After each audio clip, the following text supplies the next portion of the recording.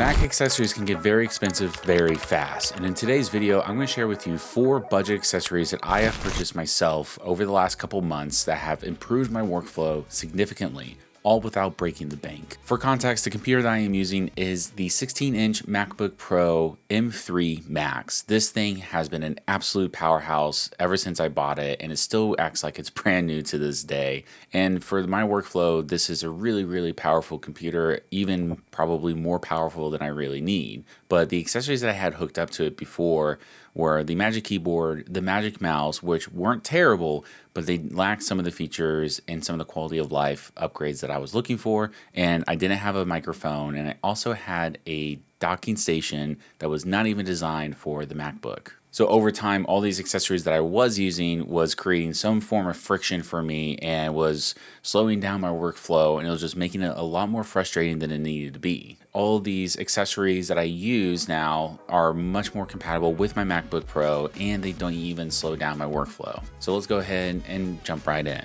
Starting off with the mouse, I am using the Logitech G305. It's cheap, lightweight, and it honestly works really well with my MacBook. With its size and form factor, I can easily take this mouse with me anywhere. There are customizable thumb buttons on the side of the mouse, similar to my Logitech G502 Hero, which is what I was using on my gaming PC for the longest time. You can easily adjust the FPS with one click of a button, and the software UI where you make the adjustments and customizations is easy to use and not cluttered. The accuracy is great for editing, the clicks feel fantastic, and I barely deal with any input lag for it being a wireless mouse. Sometimes I'll switch over to my PC to do a little bit of gaming. Majority of my gaming now isn't on this computer, but for when I do want to do it, this mouse has been very solid when it comes to performance. But the majority of the time, I'm actually just using it for my daily use and my editing. It's honestly able to keep up with the fast-paced shooter games I like to play on my PC, or if I'm just casually playing RuneScape or something like that, it definitely does just fine. Again, the input and accuracy on this is really good. For my keyboard, I upgraded to the Keychron K3. This is a low-profile mechanical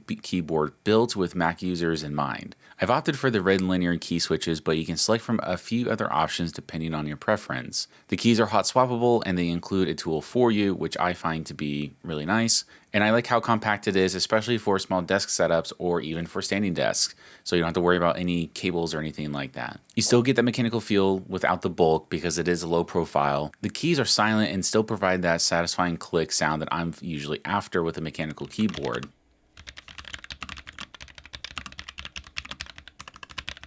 This is a solid choice for Mac and PC users because you can swap out keys to fit for either one if you want the different keycaps for say Windows or for Mac, and you have different connectivity options like Bluetooth and USB-C cable. The lighting effects for this keyboard are all on board. It is not an RGB keyboard, but honestly, I've matured, so I don't really need RGB. But this is pretty cool because with the click of a button, you can switch between all the different lighting effects that exist on the keyboard. Moving on to the audio, I am using the Fifine K688 with the BM88 low profile arm. It's simple, clean, and it fits the overall desk aesthetic. You can connect this via USB-C straight into the Mac or even an XLR if you upgrade later to an audio interface like what I use, which is the Scarlet Red Solo 3rd Gen. The USB-C option makes this microphone very portable and user-friendly if you don't want to use a complicated audio interface. I've made a full dedicated video on this microphone as a review, so if you want to go check that out, I will leave the video in the description down below. I'm mostly using this microphone for videos like this, or if I am talking to friends on Discord while I'm playing games, and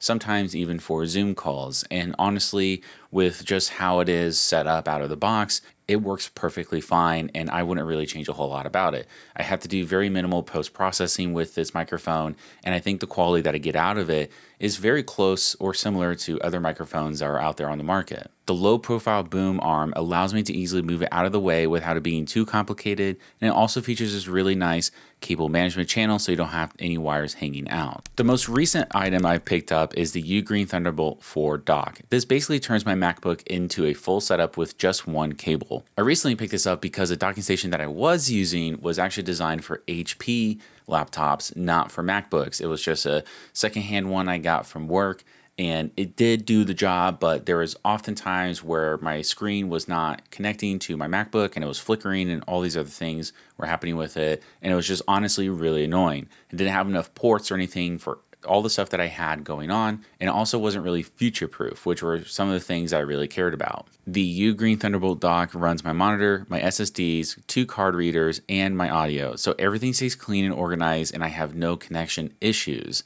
The micro SD and standard SD card readers are easy to access at the front and provide very fast transfer speeds. I find this very helpful for my workflow because at most I'll have 3 SD cards plugged into my computer at once, 2 in the dock, 1 in the computer. And because I'm able to consolidate all of my accessories into this one dock, I don't have a lot of clutter on my desk when it comes to cables. All the other clutter I can't really speak for, that's just my fault. This is a little bit pricier versus the other things I've mentioned in this video, but this is probably one of the best budget ones I found online.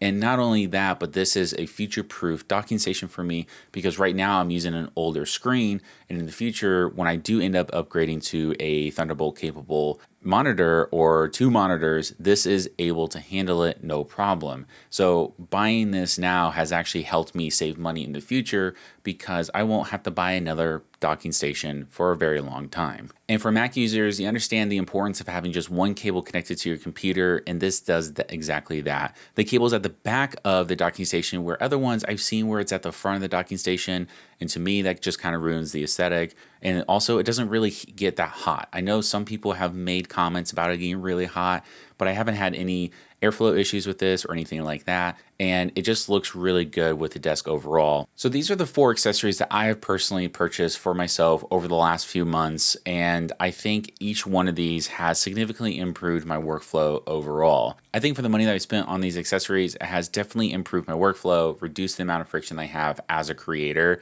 and gives me the kind of quality that I'm looking for when I come and make these videos. So if you have any questions about any of these things, feel free to leave a comment down below. If you are interested in checking out any of these items, I will have affiliate links in the description down below. If you use those links, it has no extra cost to you, but it does give me a nice kickback for this channel, and it does directly support me. So feel free to go check those out down below if you're in the market, whether it's for Black Friday or maybe you're looking for a gift option for a significant other or a friend or anything like that. If you like this video, be sure to leave a like down below. If you want to see more videos like this and see me stumble over my words, also drop subscribe down below if you want to stick around. And until then, I will see you all next time.